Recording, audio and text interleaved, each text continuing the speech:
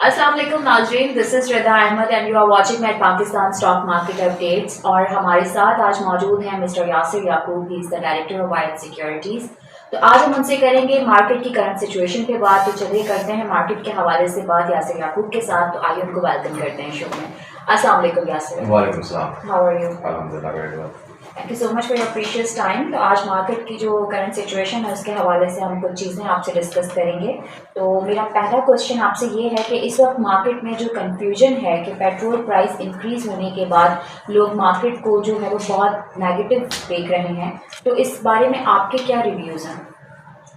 देखिए, सबसे पहले तो मैं ये बता दूं कि जो भी पिछले दिनों में हो रहा है, चाहे वो इंटरेस्ट रेट का बढ़ना हो, चाहे वो पेट्रोल प्राइसेस बढ़ने हो, चाहे वो इलेक्ट्रिसिटी प्राइसेस, गैस प्राइसेस बढ़ना हो, चाहे टैक्सेस का बढ़ना हो, ये सारी चीज़ें का जो इम्पैक्ट है वो इकोनॉमी पर नेगेटिव है। This is period.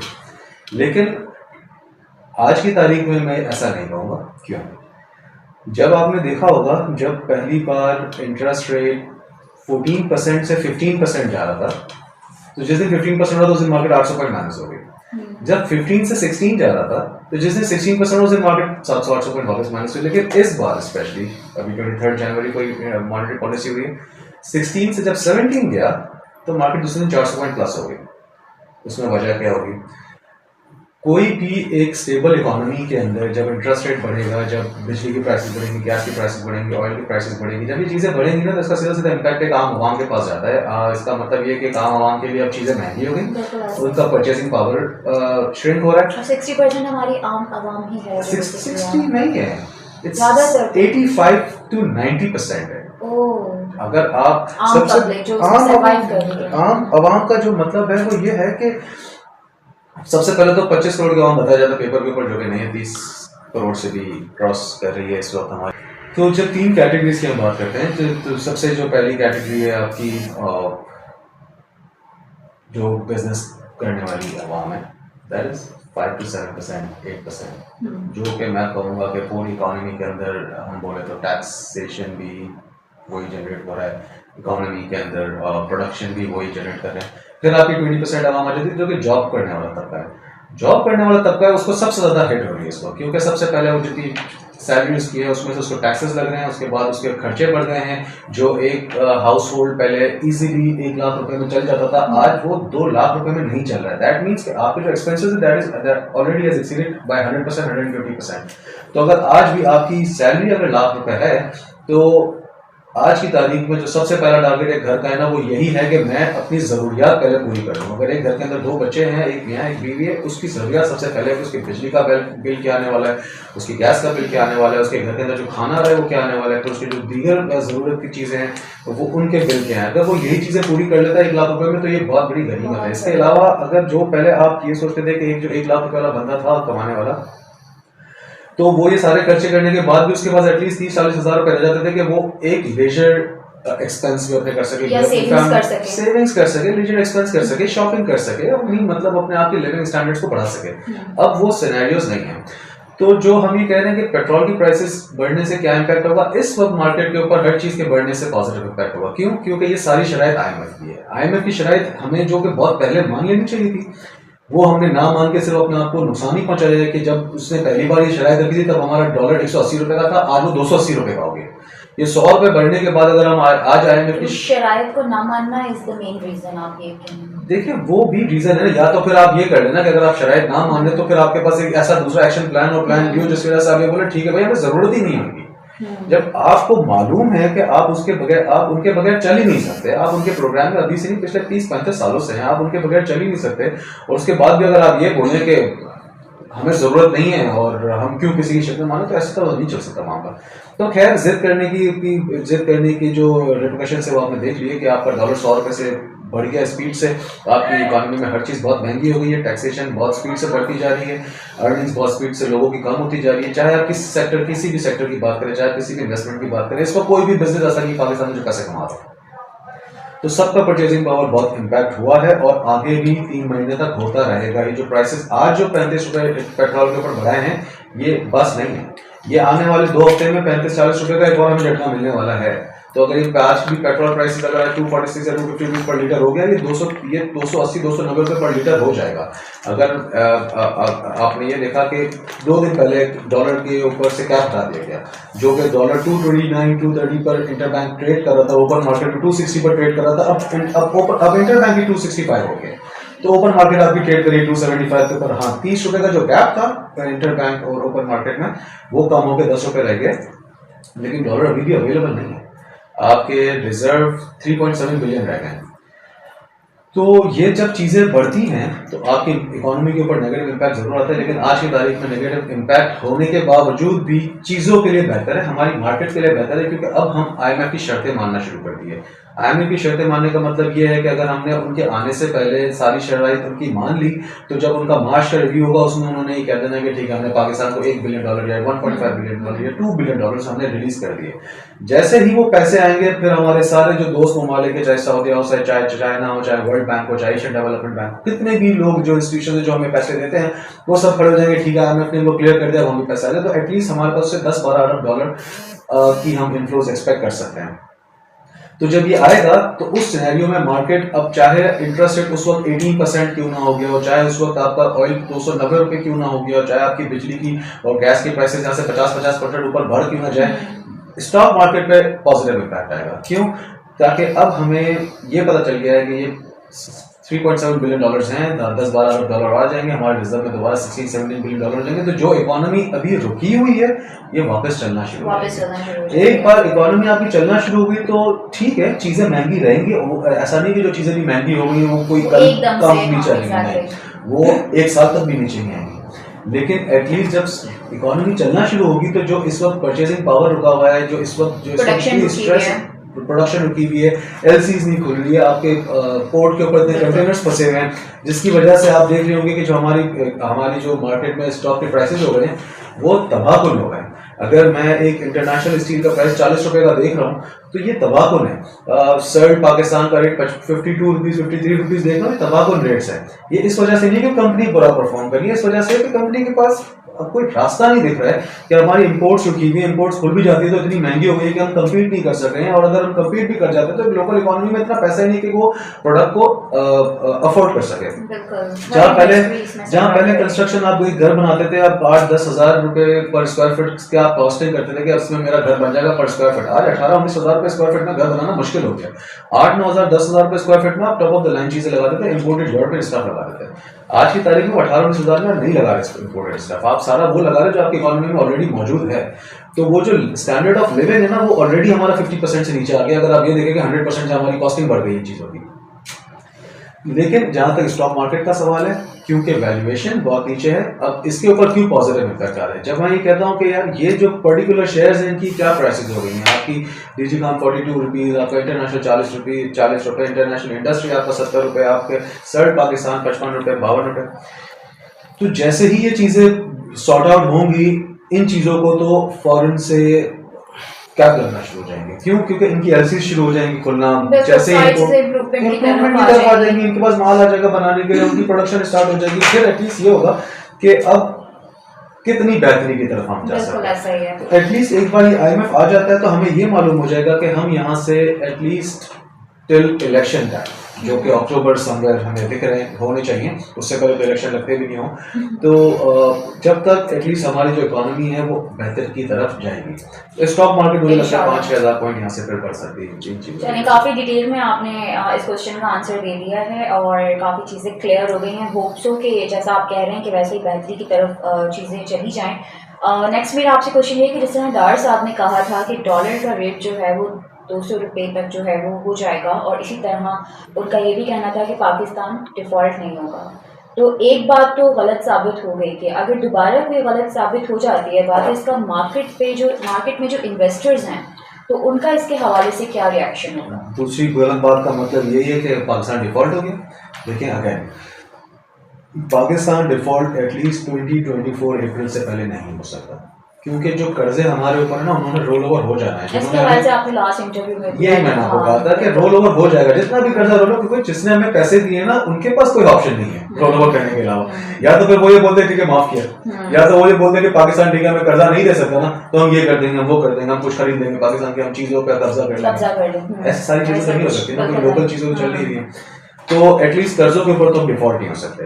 अब जो 2024 अप्रैल का मैं हवाला दे रहा हूँ वो यही है, जिस तरीके से हमने लास्ट टाइम जब आपने मुझसे पूछा था कि हम क्या पेमेंट कर देंगे इंटरनेशनल बॉन्ड्स की, जो 1.2 बिलियन डॉलर्स की थी वो हो गई थी। हमारे रिजर्व उस पर 6 बिलियन डॉलर्स के थे, तो 1.2 बिलियन डॉलर से कम हो गए, फिर 4.8 बिलियन हो गए थे, जो आज 3.7 बिलियन हो गए। तो बीच में भी ये सारी कर्जों की पेमेंट ही हुई है। अभी भी 2024 अप्रैल से पहले हमें कोई ऐसी पेमेंट वो नहीं है कि करना बहुत जरूरी है तो वरना हम डिफॉल्ट हो जाएंगे। तो एटलीस्ट हमें ये पता है कि 2024 अप्रैल से पहले डिफॉल्ट की काम सोच भी नहीं सकते हैं। उसी के बीच में इलेक्शंस हो जाएंगे, अगर इलेक्शन हो जाते हैं और एक गवर्नमेंट आ जाती है। आईएमएफ का प्रॉब्लम जो आप कह रहे हैं, आईएमएफ का प्रॉब्लम तो देखिए मुझे लगता है कि टर्म्स एंड कंडीशंस हैं, मानना शुरू कर दिया ना, इंटरेस्ट रेट बढ़ा दिया, 1% और बढ़ सकता है, यहाँ से 17 हो गया 18 हो सकता है, जिसका इम्पैक्ट नेगेटिव आना चाहिए, लेकिन अभी स्टॉक मार्केट पॉजिटिव है क्योंकि हम आईएमएफ की शर्तें मान रहे हैं। आईएमएफ की शर्तें मानेंगे पैसे आएंगे।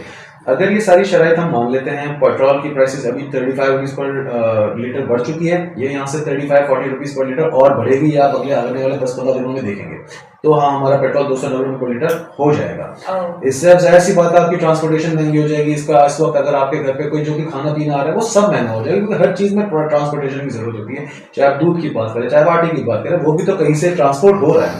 हर चीज की कॉस्ट बढ़ जाएगी, तो लिविंग स्टैंडर्ड वापस श्रिंक होंगे, लोगों के ऊपर तकलीफें जरूर आएंगी। लेकिन एक बार आईएमएफ आ जाता है तो हमारे को जो डिफॉल्ट होने का खतरा है ये भी खत्म हो जाता है, और फिर हमारी इकोनॉमी दोबारा चलना शुरू हो जाएगी। तो डिफॉल्ट का इस वक्त मुझे कोई खतरा नहीं दिख रहा इंशाल्लाह ताला। बस ये है कि अब ये जो पैसे आते हैं उनको सही जगह पे लगाया जाए, क्योंकि वरना इससे ये होगा कि 8-9 महीने के का ही अगर हमने सिर्फ सोचा है कि आईएमएफ से पैसे लेकर हम अपनी इकोनॉमी को चला लें, तो उसके बाद की पॉलिसीज हमारे पास होनी चाहिए, क्योंकि अगर वो नहीं है तो फिर हम 8-9 महीने बाद वहीं वापस खड़े होंगे कि पैसे देने, फिर से प्लानिंग होनी चाहिए, प्रॉपर पॉलिसीज उसकी डिफाइन होनी चाहिए। बिल्कुल। और अगर ये सब नहीं होता है तो फिर तो आप 350 रुपये डॉलर भी पकड़ रहे हैं, और फिर आप 350 रुपये पर लीटर पेट्रोल भी पकड़ रहे हैं, और ये सब अगले साल फिर से हो सकता है। तो हमें अब ऐसी पॉलिसी स्ट्रांगली बनानी पड़ेगी जिसकी वजह से अब चीजें बेहतरी की तरफ जाए, ना कि और रिवर्स, और स्ट्रिक्टली उनको फॉलो भी करना जरूरी है। अच्छा, नेक्स्ट मैं पूछना चाहूंगी कि बैंकिंग सेक्टर जो है वो क्यों इतना नेगेटिव परफॉर्म कर रहा है? बैंकिंग सेक्टर इस वक्त नेगेटिव इसीलिए परफॉर्म कर रहा है ना कि अब इस वक्त एक इन्वेस्टर है वो क्या सोच रहा है कि अगर मैं स्टॉक मार्केट में पैसे लगाता हूँ मैं पैसे हार जाता हूँ, क्योंकि हमारी जो स्टॉक्स हैं जो हमने बहुत जबरदस्त वैल्यूएशन करके लिया हुआ था कि इससे तो नीचे नहीं जाएगा, वो वहां से भी आधे हो गए। तो अगर मैं स्टॉक में पैसे लगाता हूँ तो मेरी पोर्टफोलियो आधा हो जाता है। मैं प्रॉपर्टी में पैसे लगाता हूँ तो इसको प्रॉपर्टी में भी आपको पता है अगर मैंने ले भी तो मेरे पास बाहर सामने नहीं खड़ा हुआ, साइकिल रखी हुई है ना इकोनॉमी की। अगर मैं कोई और बिजनेस करने जाता हूँ तो बिजनेस पहले खड़ा करना बहुत मुश्किल है, और अगर वो खड़ा हो गया तो मेरे पास सामने की सेल्स ही नहीं कि मैं अपना सर्वाइव कर सकूँ। तो हर बंदा क्या करता है कि ठीक है सबसे सेफेस्ट इस वक्त जो इदारा रह गया वो है बैंकिंग सेक्टर। आपने बैंक में जाकर अपने पैसे डाल दिए, लोगों ने यही सोच के अपने डॉलर्स भी बैंक में रखे थे। तो अभी पिछले महीने से हमें आवाजें आ रही हैं कि भाई ये तो डॉलर भी कॉन्फिस्केट कर देगी गवर्नमेंट, क्योंकि उसको तो डॉलर्स की जरूरत है। तो कोई 7.5 बिलियन डॉलर जितने हैं लोगों के डॉलर्स हैं, जिसमें साहब आके कहते हैं कि ये भी हमारे हैं। तो इसी तरह लोगों ने बैंक्स में अपने सारे डिपॉजिट डाल दिए। तो अगर आप ये देखें पिछले 1 साल में हुआ कि बैंक से डिपॉजिट्स ट्रेमेंडसली बढ़े, बहुत जबरदस्त तरीके से बढ़े, मतलब नंबर्स तो बहुत अच्छे, जिसकी वजह से हमें ये लगता है कि भाई अर्निंग्स तो बहुत अच्छी आएंगी। लेकिन हम ये भी सोच रहे हैं कि बैंक्स को भी तो रिटर्न तो देना है ना। 70% हम इंटरेस्ट रेट की बात कर रहे हैं, काइबॉर 17.4 पे भी चल रहा है, तो आपको प्लस कहीं से भी आप फाइनेंसिंग में जाते हैं 2% ऊपर आपको फाइनेंसिंग मिलती है, मतलब आप 19-19.5% पे इस वक्त फाइनेंसिंग ले रहे हैं। तो बैंक में जो लोग डिपॉजिट्स कर रहे हैं वो भी 15-16% इनकम अपनी एनुअल एक्सपेक्ट कर रहे हैं। तो जब आप ये एक्सपेक्टेशन कर रहे हैं तो आप ये भी तो सोचे कि बैंक से भी तो पेमेंट करनी ना 16% की। इस वक्त तो आपकी इकोनॉमी चली नहीं रही, कोई चीज़ चले, कोई चीज़ें हो, फाइनेंसिंग हो रही हो। पहले कार फाइनेंसिंग बहुत अच्छी होती है, कार गाड़ी की सेल्स आपने देख लिया कहाँ से कहाँ गई है, तो दूसरी फाइनेंसिंग आप देख लें कहाँ से कहाँ गई है। इस वक्त तो बैंक्स को डर रहे हैं कि हम क्या किसी को फाइनेंस करेंगे, हमारे पास अपने पैसे रिकवर होने के लिए इस वक्त तो लोग डर रहे हैं। बिल्कुल। तो ये सारी चीज़ें बैंकिंग सेक्टर का जो इस वक्त इशू आ रहा है वो भी यही है कि अर्निंग्स बहुत अच्छी हैं, डिविडेंड्स मेरे ख्याल से बहुत अच्छे आ सकते हैं, लेकिन एक फेयर फैक्टर हमेशा रहेगा वहाँ पर। तो इस वक्त लेकिन अगर आप वापस वेटेज करें कि कौन सी, अगर बैंक से तो फिर कौन सी, मैं बोलता हूँ पूरी मार्केट खरीद लेनी चाहिए इस वक्त। अगर ये IMF आ जाता है तो यहाँ से मार्केट सीधे 5,000 पॉइंट का आपको गेन दे सकती है। 5,000 पॉइंट का मतलब होगा कि पर स्क्रिप्ट आपको यहाँ से 30-40% गेन मिल सकता है। इस वक्त डरना नहीं चाहिए मार्केट में। जितना हम स्क्वीज कर सकते थे अपने आप को, जितने हम इकोनॉमी को स्क्वीज कर सकते थे, वो हम कर चुके हैं। अब यहाँ से इंशाल्लाह ताला बेहतरी है। इंशाल्लाह। अच्छा, नेक्स्ट मैं आपसे पूछना चाहूँगी, ऑयल एंड गैस सेक्टर में मार्केट में जैसे डिस्कशन हो रही है इसके हवाले से कि इसकी सर्कुलर डेब्ट का जो इशू है वो सॉल्व होगा या नहीं होगा, तो ये क्या एक फॉल्स होप है दिखाई जा रही है, या फिर इसमें इस स्टेटमेंट में कहीं ना कहीं आपको लगता है कि सच्चाई है? नहीं, देखें, फॉल्स होप एक आम आदमी के लिए सोचना बिल्कुल सही है, क्योंकि ये होप्स हम पिछले 10 सालों से और यही दिखाई जा रही होगी कि इस बार हो जाएगा, लेकिन ये भी अब सर्कुलर डेट खत्म करना IMF की शर्त है। अच्छा, ये भी उनकी कंडीशन है कि आपका जो 1.6 ट्रिलियन का जो सर्कुलर डेट खड़ा हो गया है, इसको भी आप खत्म करें। तो अगर ये कंडीशन है तो हमें सबसे पहले पॉइंट आउट करना चाहिए कि किन कंपनीज को सबसे ज्यादा बेनिफिट है। सर्कुलर डेट का मतलब ये है कि आपकी जो गवर्नमेंट एंटिटीज हैं, जो गवर्नमेंट कंपनीज हैं, वो गवर्नमेंट से पैसे मांगती हैं, तो गवर्नमेंट को पेमेंट ही नहीं किया, वो 1.6 ट्रिलियन रुपीज है, ठीक है। तो उसमें अभी जो शर्त के हिसाब से अभी जो गवर्नमेंट ने ये सोचा है कि हम इसको भी ख़त्म करें, तो इसके अंदर आ जाते हैं PPL, Pakistan petroleum oil and gas company, OGDC, फिर इसके अंदर आ जाती है सुई नॉर्टन, सुई साउदर्न, PSO, ये सारे रिसीवेबल्स हैं गवर्नमेंट से। तो इस सर्कुलर डेट यही है कि PPL OGDC को पैसे आएंगे तो PPL OGDC अपने गैस कंपनीज को देगा, अपने PSO को देगा, PSO को सुई नॉर्टन और सुई साउदर्न को भी पैसे देने हैं, फिर ये सारे पैसे वापस इन्हीं कंपनीज को देंगे। जो बेसिकली इसमें होगा ये कि जब सर्कुलर डेट के मामले की बात आएगी तो गवर्नमेंट को उसके लिए भी पैसे चाहिए। तो $1.6 ट्रिलियन है, तो जहाँ तक मेरा ख्याल है इस वक्त गवर्नमेंट प्लान कर रही है एटलीस्ट 700 to 800 बिलियन रुपीस देने का, विच इज़ ऑलमोस्ट 40-50% तक वो पेमेंट कर सकती है।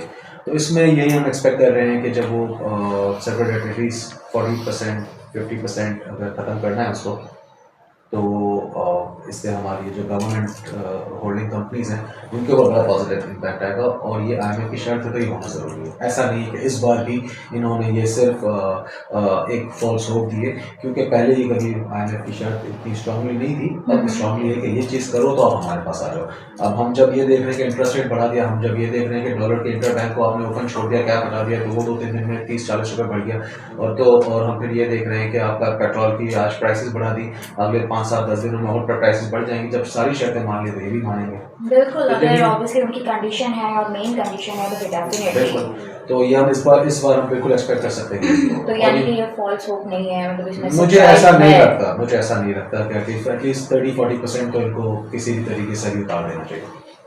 ओके। अच्छा यासिर, डॉलर रेट बढ़ने के बाद IT सेक्टर और पेट्रोल प्राइसेस जो बढ़ने के बाद सीमेंट सेक्टर पे बेसिकली क्या इम्पैक्ट आएगा, व्हाट डू यू थिंक? देखिए, पेट्रोल प्राइसेस जब डॉलर जब बढ़ता है तो जाहिर सी बात है हर उस कंपनी, हर उस सेक्टर जो कि एक्सपोर्टिंग सेक्टर होता है उनको बेनिफिट होता है, क्योंकि अब जाहिर सी बात है जब वो एक्सपोर्ट करेंगे तो उनको जो करंट रेट है उसके हिसाब से पैसे मिलेंगे, क्योंकि वो तो डॉलर में सेल्स कर रहे हैं। तो IT सेक्टर के लिए जाहिर सी बात है कि बहुत पॉजिटिव फंडामेंट्स हो जाएंगे इनके भी, क्योंकि एक साथ डॉलर 15% से बढ़ गया, 230 से सीधा 265 हो गया, मतलब ऑलमोस्ट 15% गेन दे चुका है वो सिर्फ एक हफ्ते के अंदर।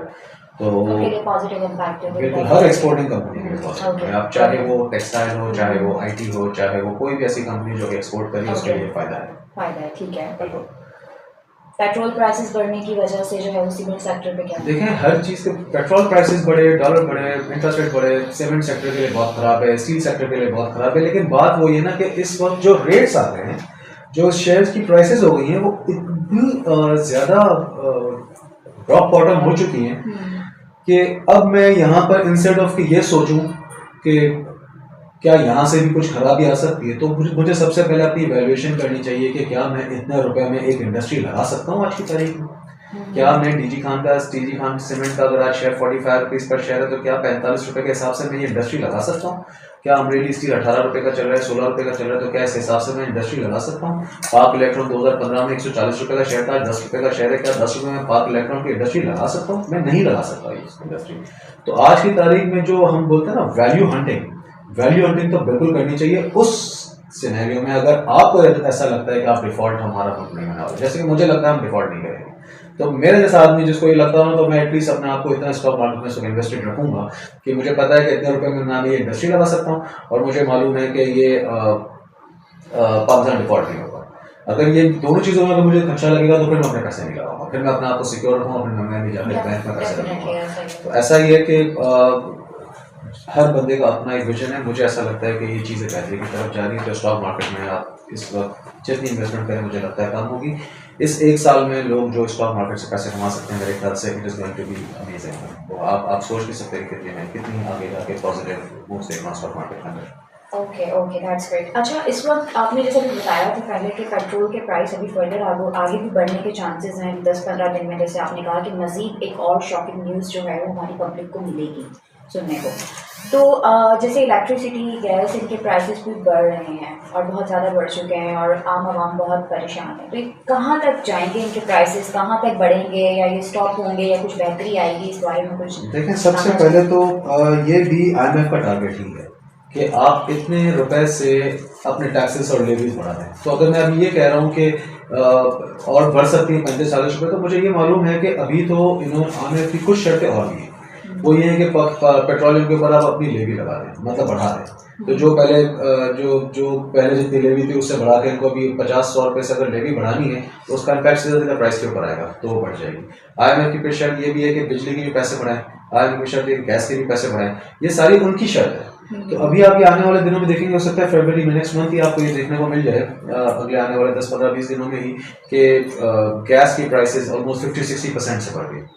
आपकी इलेक्ट्रिसिटी की प्राइसेस सीधी यहाँ से 6-7 रुपये पर यूनिट बढ़ गया। तो वही बात है कि आम आवाम के लिए तकलीफ दे होगा, लेकिन मुल्क को खड़ा करना है तो ये सारी चीज़ें ज़रूरी हैं। पेट्रोल की प्राइसेस बढ़ने से मैं भी बहुत स्ट्रेस हो गया हूँ कि अब हमारे खर्चों का क्या होगा, लेकिन मुझे पता है कि अगर हम आज की तारीख में देखेंगे हमारे खर्चों का क्या होगा तो फिर मुल्क नहीं चल सकेगा। तो ये सारे अच्छे मूव्स हैं इस वक्त को ज़रूर करने चाहिए ताकि IMF कंफर्म हो जाए इसको। चलें, okay okay, that's great. Thank you so much Yasir for precious time, और बहुत ही अच्छी डिस्कशन रही आपके साथ मार्केट की करंट सिचुएशन के हवाले से। तो इंशाल्लाह आगे भी हम आपका टाइम देते रहेंगे। Thank you so much for your time.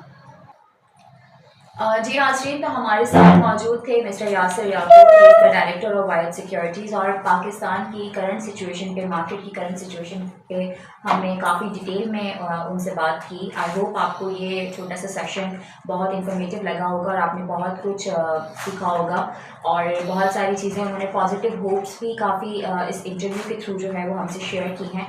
सो इंशाल्लाह फिर होगी आपसे मुलाकात एक न्यू गेस्ट के साथ। तब तक के लिए रखिए अपना बहुत सारा ख्याल और मुझे रखिए दुआ में याद। अल्लाह हाफ़िज़।